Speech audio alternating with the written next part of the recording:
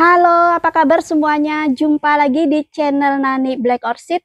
Assalamualaikum warahmatullahi wabarakatuh. Hari ini saya akan membahas tentang sejarah Pulau Kalimantan. Seperti kita ketahui bahwa Pulau Kalimantan itu lokasinya sangat strategis, yaitu di tengah-tengah kawasan Asia Tenggara. Dan juga Pulau Kalimantan itu merupakan pulau yang lokasinya di tengah-tengah Kepulauan Nusantara atau berada di tengah-tengah kawasan Indonesia. Pulau Kalimantan itu mempunyai sejarah yang panjang. Bahkan, para ahli sejarah mengatakan bahwa Pulau Kalimantan itu sudah dihuni sejak zaman es, yaitu sejak 3000 tahun sebelum Masehi.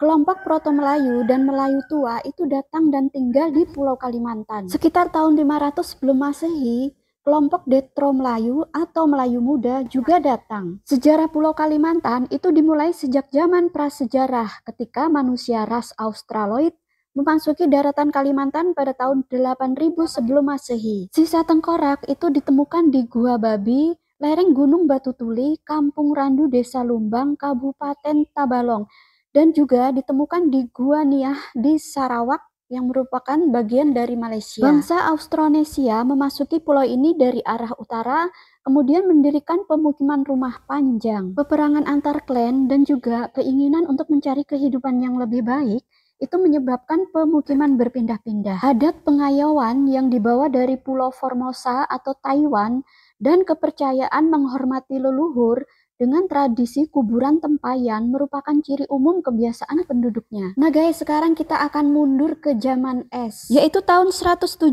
sebelum Masehi, 65.000 sebelum Masehi, dan 40.000 sebelum Masehi. Penempatan awal manusia kuno di Gua Niah atau Sarawak. Tahun 30.000 sebelum Masehi, kebudayaan lahat batu muncul di Sabah. Tahun 10.000 sebelum Masehi, kebudayaan Sangkulirang muncul di Kalimantan Timur. Maka berakhirlah zaman es dan muncullah zaman modern atau kala Holosen dimulai. Benua Sunda itu lenyap akibat kenaikan permukaan air laut dan berubah menjadi sebagian dari kepulauan yang kini dikenal sebagai Nusantara. Tahun 8000 sebelum Masehi, migrasi manusia pertama memasuki daratan Kalimantan dan kelompok ini meneruskan migrasinya ke Papua. Tahun 5630 sebelum Masehi, pemukiman kuno yang berada di daerah aliran sungai atau Das Barito pernah ditemukan oleh Balai Arkeologi Kalimantan Selatan. Terletak di halaman Masjid Banua Halat, berasal dari tahun 5630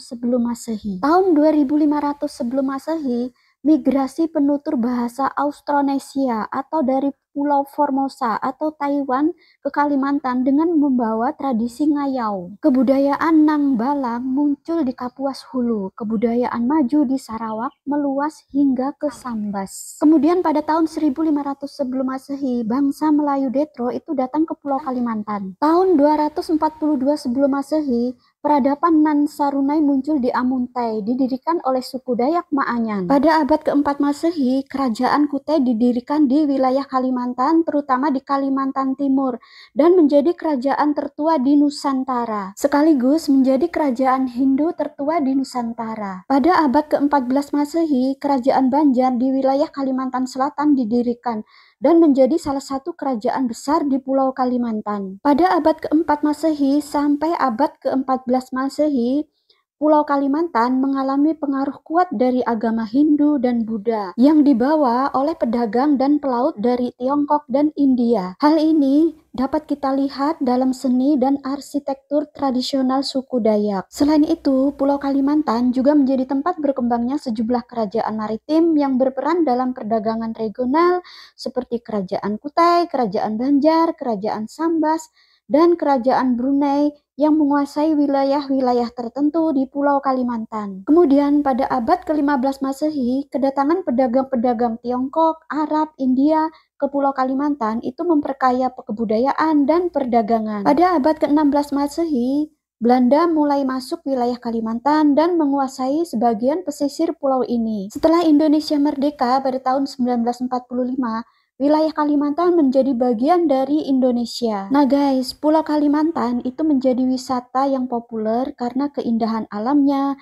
keanekaragaman hayati, dan juga kaya akan budayanya. Dengan luas 743.330 km persegi, terletak di tengah-tengah kawasan Asia Tenggara dan juga berada di tengah-tengah kepulauan Indonesia. Itulah sebabnya pulau ini banyak mendapat pengaruh budaya, politik, dan peradaban dari pulau-pulau di sekitarnya. Dari total luas tersebut, Indonesia adalah 73% atau 542.630,9 km persegi. Sedangkan Malaysia adalah 26% atau 193.266,8 km persegi. Negara Brunei Darussalam adalah 1% atau 7.433,3 km persegi. Borneo berasal dari nama Kesultanan Brunei, yaitu nama yang dipakai oleh kolonial Inggris dan Belanda untuk menyebut pulau ini. Nama Borneo itu muncul akibat salah lafal pedagang Portugal dan diikuti oleh orang Eropa lainnya pada abad ke-17 terhadap nama Brunei atau Barunei. Pada masa itu, Brunei merupakan salah satu pelabuhan dagang penting untuk produk kehutanan. Sedangkan nama Kalimantan adalah nama yang dipakai oleh penduduk bagian timur pulau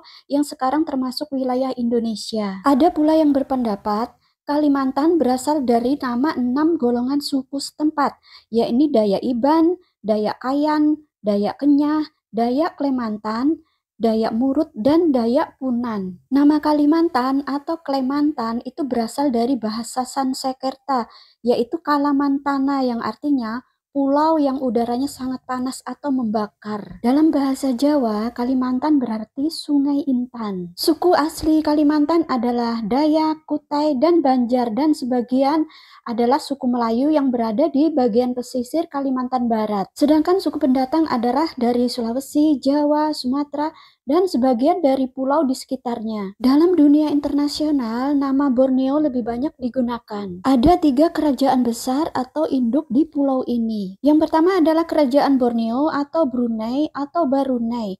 Yang kedua adalah Kerajaan Banjarmasin atau Nusa Kencana. Yang ketiga adalah Kerajaan Sukadana atau Tanjung Pura atau dikenal dengan Bakulapura. Sekitar tahun 400 Masehi, pulau ini memasuki zaman sejarah dengan ditemukannya prasasti Yupa di Kalimantan Timur. Ini merupakan peninggalan Kerajaan Kutai yang merupakan kerajaan tertua di Nusantara. Tetapi perkembangan kemajuan peradaban relatif lambat dibandingkan dengan pulau lain, dikarenakan kendala geografis dan jumlah penduduk yang sedikit. Kerajaan Majapahit di bawah pimpinan Patih Gajah Mada pernah melakukan perluasan kekuasaannya di Pulau Kalimantan. Ada 5 budaya dasar masyarakat asli rumpun Austronesia di Pulau Borneo atau etnis Kalimantan, yaitu Dayak, Kutai, Banjar, Pasir, dan Melayu. Suku Melayu banyak menempati wilayah sekitar Selat Karimata dan pesisir Kalimantan Barat, Sarawak, Brunei, hingga pesisir Sabah. Suku Banjar itu banyak menempati wilayah Kalimantan Selatan, serta sebagian Kalimantan Tengah dan Kalimantan Timur. Suku Kutai dan Pasir itu menempati wilayah Kalimantan Timur. Sedangkan suku Dayak itu menempati wilayah pedalaman Kalimantan. Keberadaan orang Tionghoa itu banyak di kota Singkawang dan Pontianak. Sedangkan suku Bugis itu merupakan suku pendatang pertama yang menetap, berbaur, dan mempunyai hubungan histori dengan kerajaan Kutai. Pada dasarnya, budaya Kalimantan terbagi menjadi budaya pedalaman dan budaya pesisir. Atraksi kedua budaya ini setiap tahun ditampilkan dalam Festival Borneo yang diikuti oleh kelima provinsi di Kalimantan yang diadakan bergiliran masing-masing provinsi. Dalam budaya Kalimantan, karakter naga biasanya disandingkan dengan karakter burung enggang gading yang melambangkan keharmonisan dui tunggal semesta, yaitu dunia atas dan dunia bawah. Di Pulau Kalimantan yang masuk wilayah Indonesia itu ada 5 provinsi, yaitu Kalimantan Utara dengan ibu kotanya Tanjung Selor, Kalimantan Timur dengan ibu kotanya Kota Samarinda, kemudian Kalimantan Barat dengan ibu kotanya Pontianak, Kalimantan Selatan dengan ibu kotanya Banjarmasin, dan Kalimantan Tengah dengan ibu kotanya Palangkaraya.